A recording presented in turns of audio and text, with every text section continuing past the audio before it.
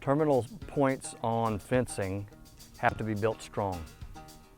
You see a lot of them that are built out of wood or old telephone poles or cedar post or a lot of different things. And of course some are built out of steel.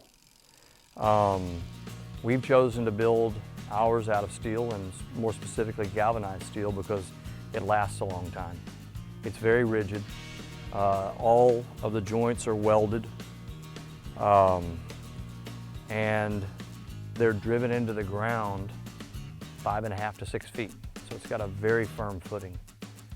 The fence stretches, like from here to the next support, have a lot of tension. We use winches that are 1.5 tons, so 3,000 pounds. So we're putting, a couple thousand pounds of tension on the fence. So this has to be really, really firm. So in this case, we've used a corner post, a second post to make our H-brace, and then outside that we use a kicker and a dead man.